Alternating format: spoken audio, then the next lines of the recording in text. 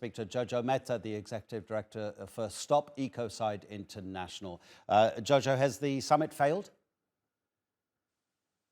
Let's say that have been steps in a good direction, but it's not going to be adequate unless deforestation is properly tackled head on. I mean, I think we can see a bit of a parallel here with the climate talks and whether we're actually prepared to deal with fossil fuels head on.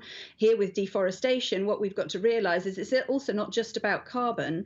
It's actually about the water systems of the world. I mean, the Amazon forest has recently been described as not just the lungs, but also the heart of the world. And that needs to be addressed in a way that can be enforced. And of course, the best guardians of the forest are the indigenous populations. And where we see their territories have been demarcated and protected, that is also where we see the forest in the best shape. So those two things are deeply, deeply interlinked. Yeah, but surely the issue for indigenous peoples is how they live with the land. For the governments of these countries, it's clearly an economic issue.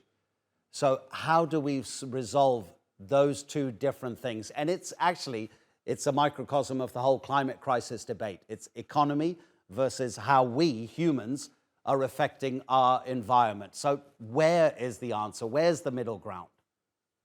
Well, we would say the answer is actually in having the right frameworks in place.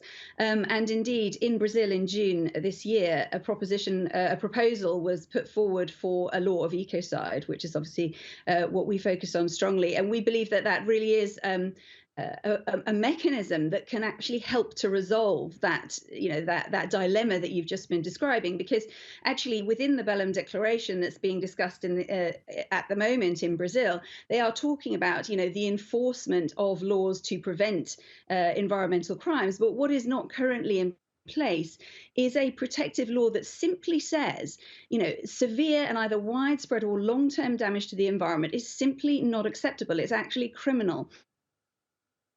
And is that protects the ecosystems and those who guard the ecosystems. And it means that economic decisions are not prevented, but they have to be steered in the right direction. And of course, that's a very basic understanding that reflects that something that the indigenous cultures understand very deeply is that when we damage the earth, or as they call her, Mother Earth, when we damage the earth, there are consequences. That is a physical fact. And that is something that we are bumping up against, of course, after centuries of an extractive and exploitative attitude.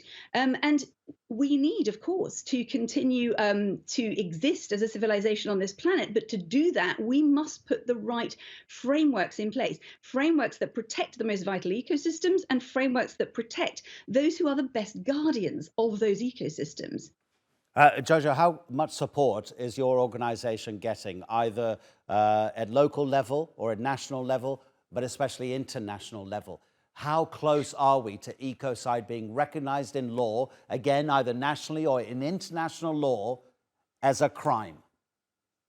This is something that is moving forward very fast at the moment, both at national level. In fact, in the last 2 months alone, we've seen at least half a dozen key developments in countries like Brazil, as mentioned before, but also Belgium, the Netherlands, Spain in the region of Catalonia, Mexico, where proposals are at various stages of being put forward. So in various domestic jurisdictions, this is moving forward. And of course, this also helps to reinforce the international level, both at regional level. We're seeing in the EU at the moment discussions between the Parliament, the Commission and the Council around the inclusion of ecocide level crimes into EU law. So that's very much a live issue. The Council of Europe which has 46 member states, is looking at a new convention on protection of the environment through criminal law, which will have, as part of the discussions there, also ecocide level crimes. And of course, at the ICC, which is the International Criminal Court, this discussion is very live and has been for the last few years, since Vanuatu, the Pacific island state, was the first to recommend to the assembly there that all states consider adding ecocide as an international crime. And various events over the last few years, including the 20-year anniversary of the court last year, focused very closely on the possibility of ecocide becoming a fifth crime. So while Joe Public, if you like, may not yet have heard about this movement, it is something that is advancing very fast at the political and diplomatic level. And we believe it will strongly support the preservation, the protection of biomes that are key to the survival of our civilization, such as the Amazon and the peoples who protect it. And that's exactly what's at stake, our entire civilization. Jojo Mehta, really appreciate it.